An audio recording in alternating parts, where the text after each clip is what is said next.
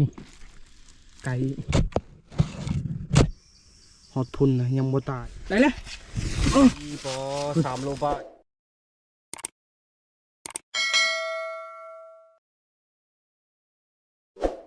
สบายดีแล้วก็สวัสดีพ่อแม่พี่น้อง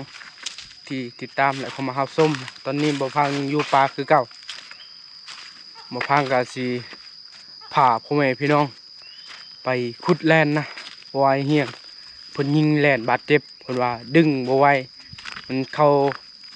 ถ้ำนะเดี๋ยวบ่พังสิพาพ่อแม่พี่น้องไปติดตามนำกันว่าเขาสิได้หรือบ่บ้านเฮียงอยู่ก็ไกลเติบอยู่พุ่นอยู่เทิงห้วยนะบ่พังหากะมาแต่อย่ามอง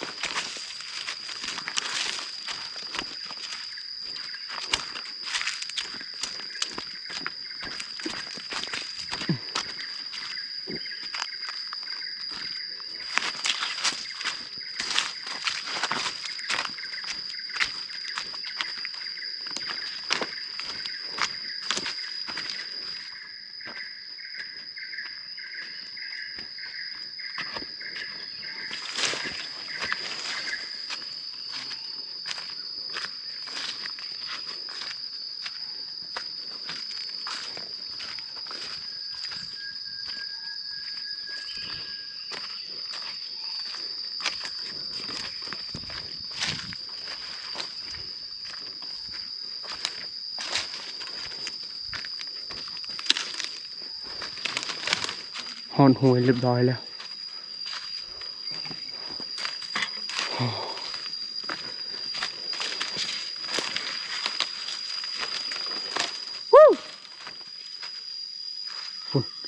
ฝุ่นทั้งลุ้นไอ้เหี้ยว่าประมาณ2 โลนะถ้าเบิ่งทำกันเฮาสิได้หรือบ่ได้นะเฮียง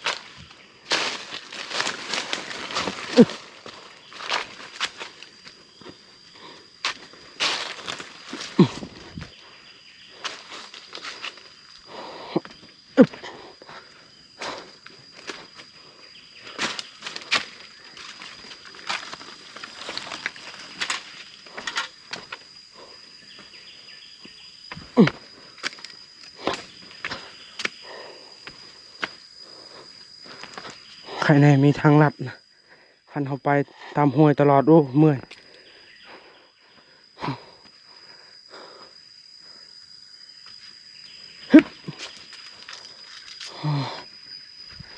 หอนไอ้เฮียงเลย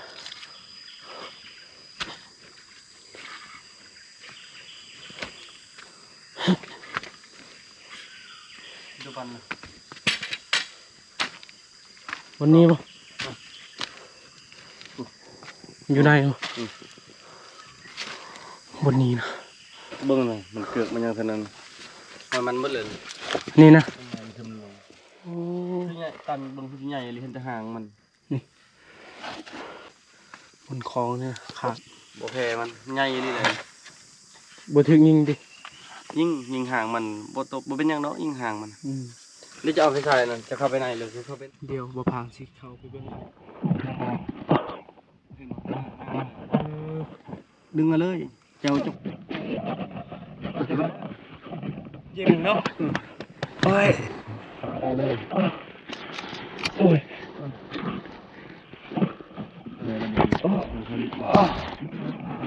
คนโอ้ใหญ่เนาะเฮียโอ้ พอดีทำเขาได้เท่าไหร่ โอ้มาโบแพ้แล้วคุณโอเคมึงสิ ระวังตีนเด้อ อ๋อ มองเลยมองเลย บัวแล้วคือเลยค่ะ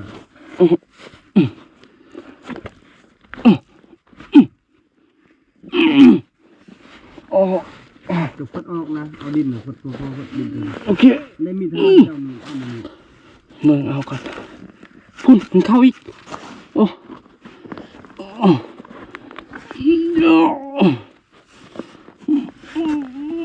โอ้ยไม่ได้แล้วพอดี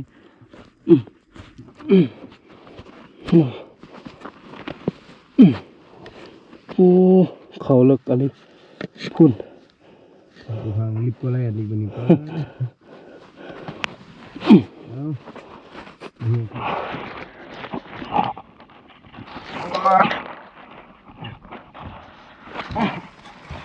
เร็วเว้ย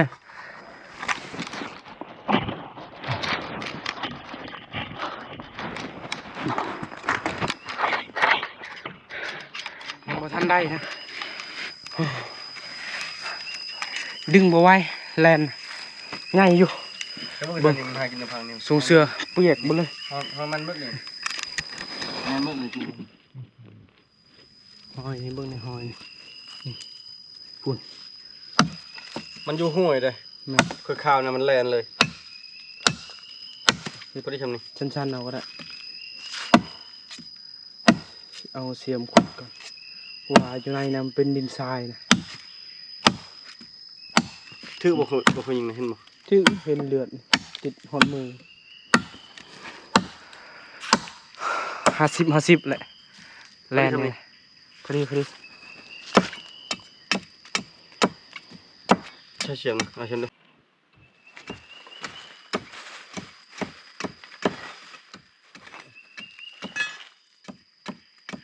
โอ้ดูทรงเสื้อนี่เป็นน้องไม้เดือนแล้วแบบนี้ เป็นเลี้ยงบ่ต้องเลี้ยงมาก็ได้ยากอะไร บ่ได้นะตัดหางกินหางเลยเนาะ บ่เห็นแล้วมันสิไปเลยเข้าบ่ได้แล้วกดออกง่ายเลยเพิ่น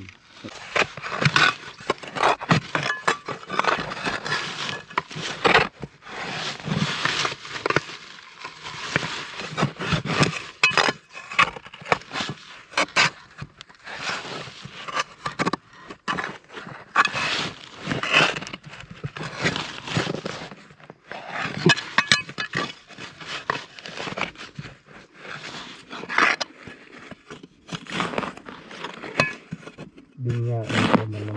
ใน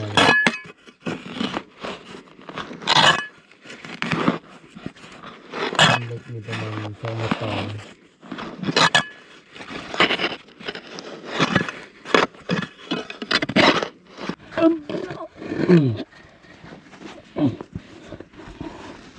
อุ้ยดึงยากอะไร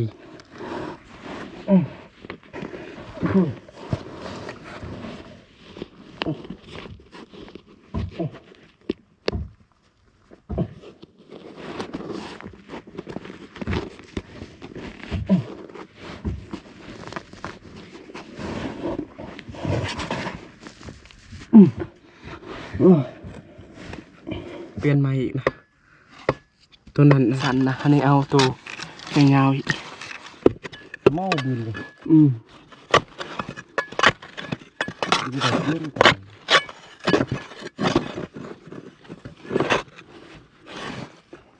โอ้แต่อยู่กูเบอร์ดู เ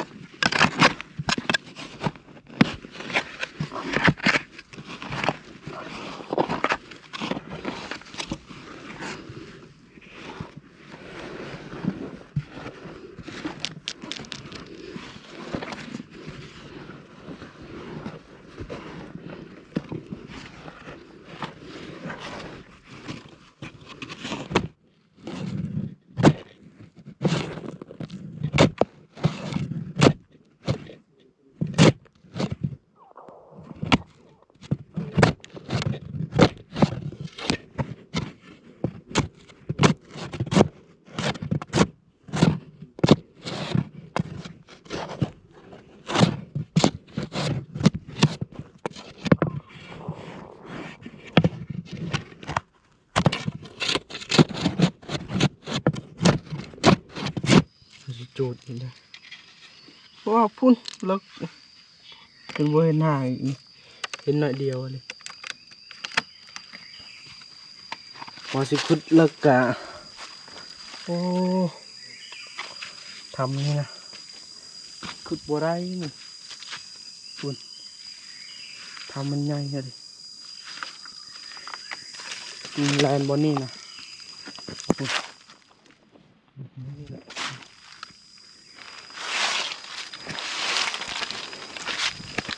พุ่นเบิ่งประตูก็โอ้ย สภาพ คือคนป่าเลยเมื่อส่ง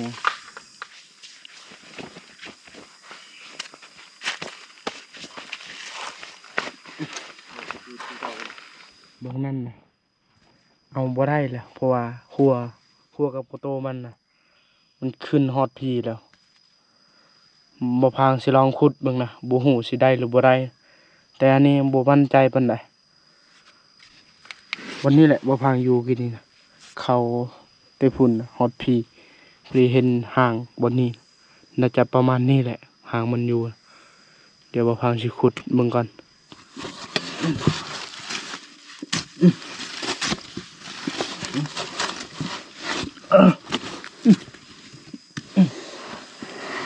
เดี๋ยว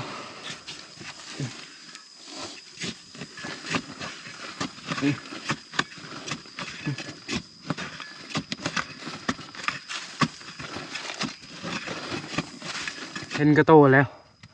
มั่นใจ 80%เดี๋ยวบ่พางสิขุดต่ออีกนะเกือบบ่ได้แล่นนี่นะเห็นบ่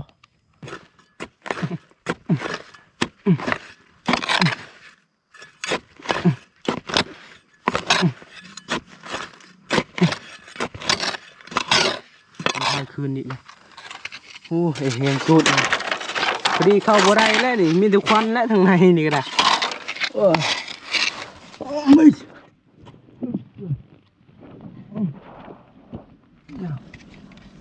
เฮ้ยจ้าพุ่นนี่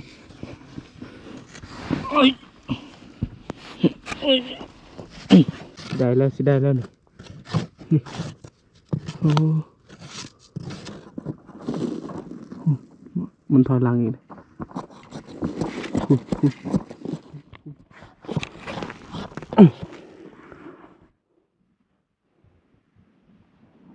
เกือบเลยเกือบสิได้แล้วนี่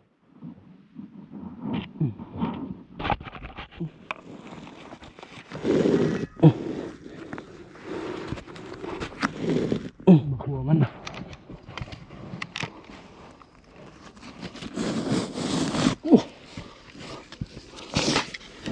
โอ้ได้แล้ว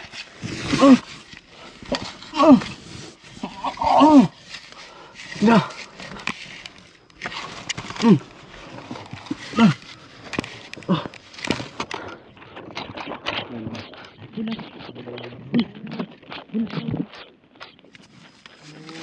อย่างนี้พอ3 โลป้ายพุ่นนะลองครบยังก็ยังก็ เรียบร้อยแล้ว โอ้ตัวเป็นใหญ่เลยเนาะสมพอดอก ล่าสุดได้เรียบร้อยแล้วพ่อแม่พี่น้องโอ้ใหญ่เลยแล่นจนเมื่อยเพื่อสิได้นะโอ้โอ้ประมาณ3 โลนะ3 โลปลายสิใช้ในแง่งก่อนไว้วันนี้บ่ไปเนาะบ่ไปเชิญเห็นบ่ของแท้อ๋อ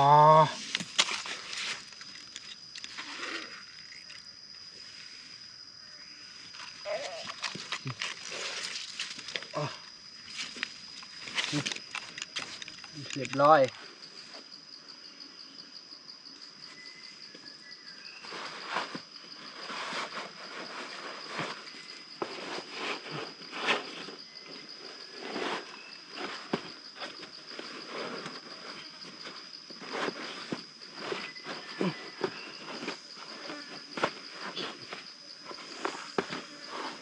กระเป๋าน้อยๆนะเหลือเลยนี่ อุ่นหางยัง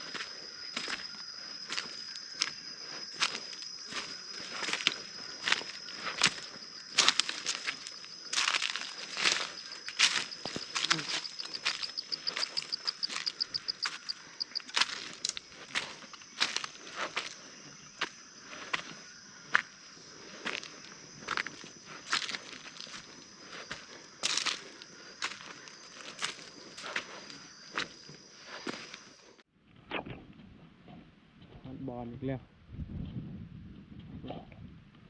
ไป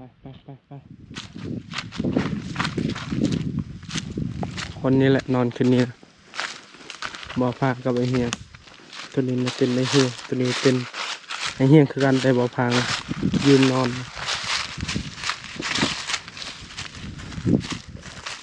สบายดี มาดิ กินข้าวแหละกินยัง กินปลา กินปลาปลาปิ้งหรือปิ้งปลา เพลงปลาปลาปีนไม่ลอยกันเลย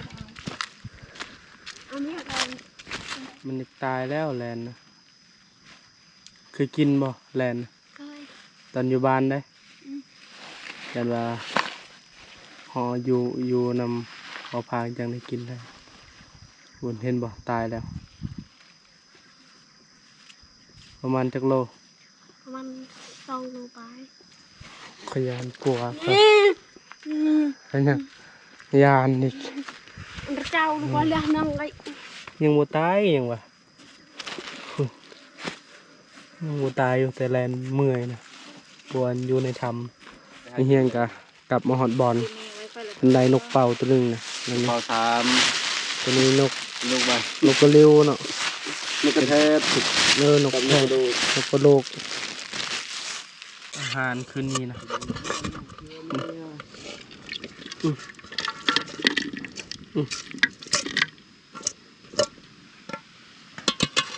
บนนี้ ปรากอด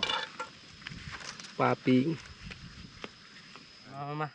พ่อแม่พี่น้อง เลือกกินข้าวกัน กินข้าวนำกันจักโมงละ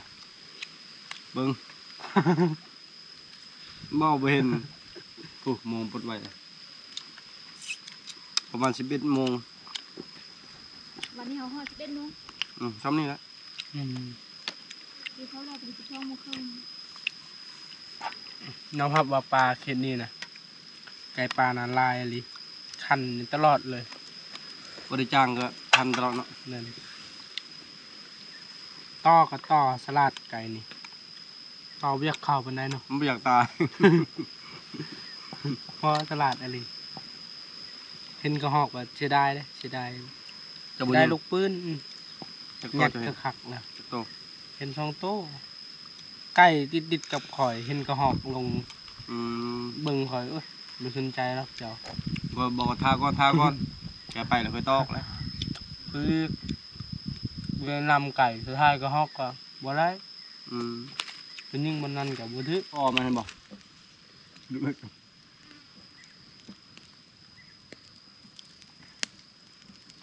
บัวปลานะสิเห็ดปลาแห้ง ปลาแห้งแดดเดียว ช่องเด็ดสามเด็ด สามแดดกรอบเลยพอดีบ่ต้องปิ้ง ตอนนี้เวลา4 โมงแรงนะว่าสิย้ายบอนกับบ่ได้ย้ายซ้ำเพราะว่าเครื่องคองกับลายนะแต่ละคนกับพากันพักอยู่นี่มีแต่ไปหากิน แต่บ่พางน่ะสิไปบอนเก้าแหละเพราะว่าบอนเก้าน่ะมันใจได้ยินเสียงไก่ป่าห้องอีกนกกำลังโอ้ห้องแซ่ๆอยู่ปันกินข้าวก่อนลูกเป่านะ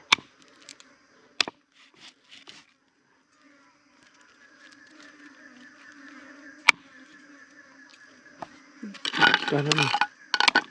พูนตกอีก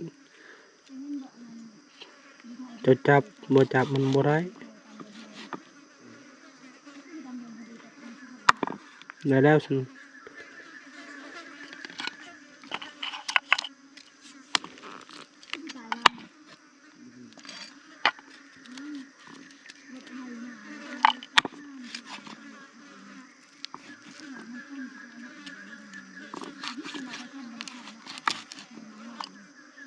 มาช่วยพี่น้องกินข้าวนำกัน มาเด้อมากินข้าวนำกัน เฮียงเพิ่นบ่กินนะ ซ้ำมือใส่ หืม ซ้ำมือใส่ชัวร์ กินข้าวเบิ่งวิวพร้อมเบิ่งพลก็มืดอยู่พลนี่แบบนี้ตลอดตกกับบ่ตกเอากินอย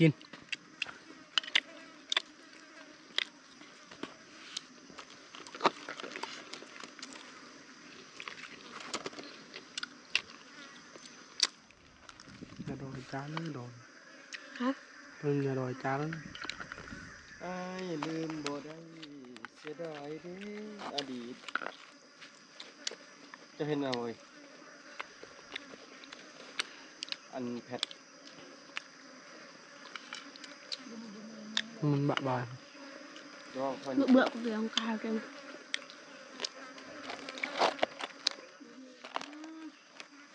ก็ปั้นให้ดีเดี๋ยวนี้ดู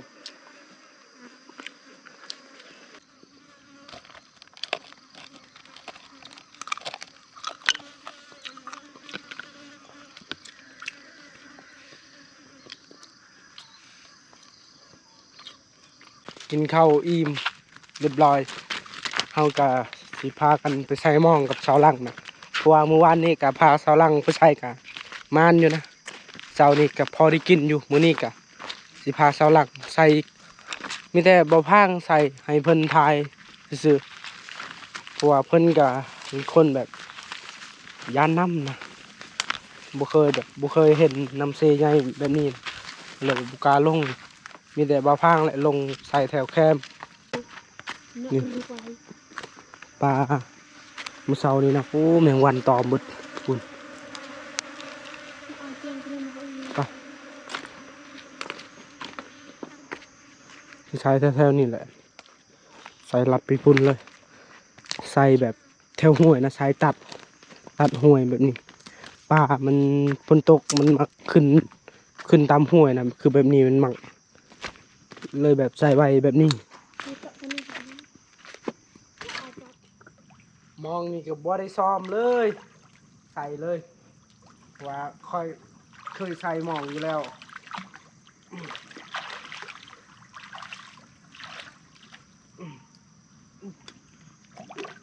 อ่ะ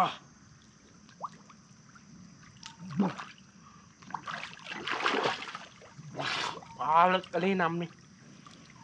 อ่ะพูด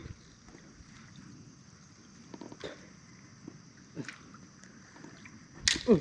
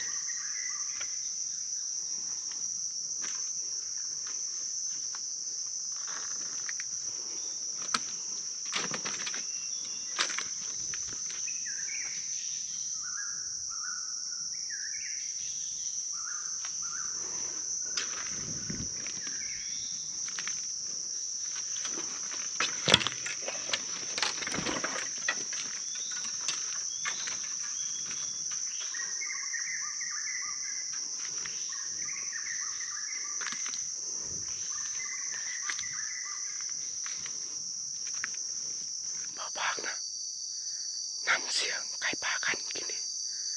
พอดีพอเสียงโอ้เสียงยังนะ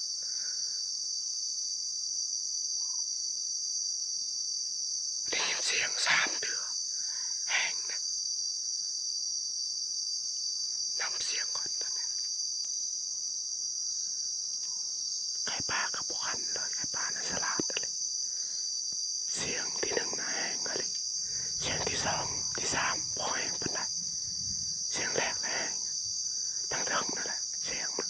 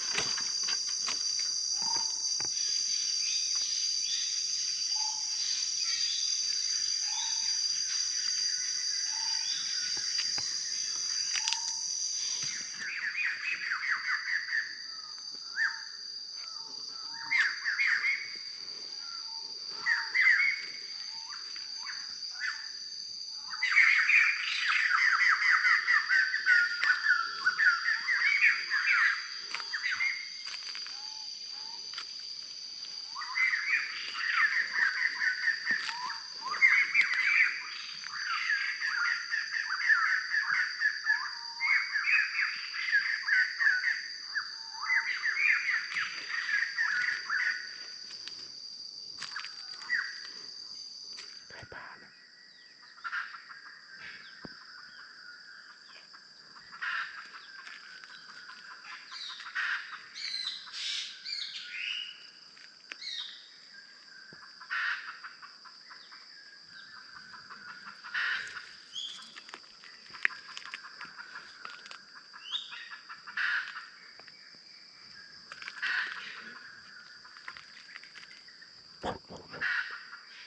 โอ้มันยังอะไรไก่ป่านะไก่ป่าตื่นนะไก่ป่าทั้งไก่ลูกไก่แม่นะมันนี่นะ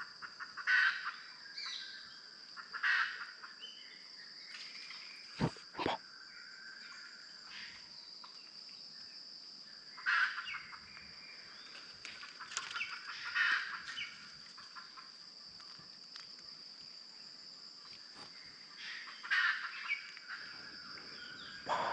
ไก่ป่าพากันตื่น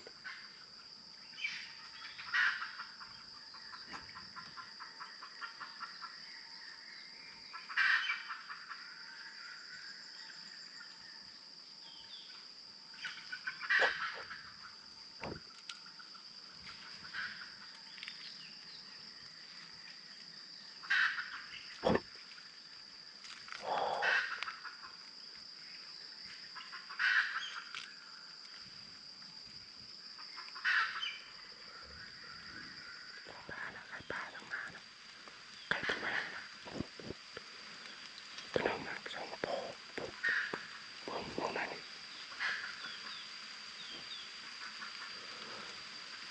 ไก่ป่าพากันตื่นเลยนะ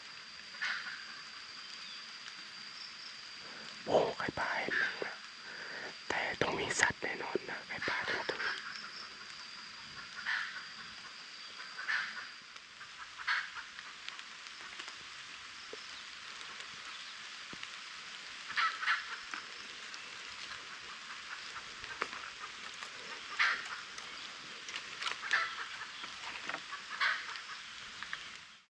นี่ลูกไก่ป่านะ2 โต1 2 3 4 โตนะบวนมาอีก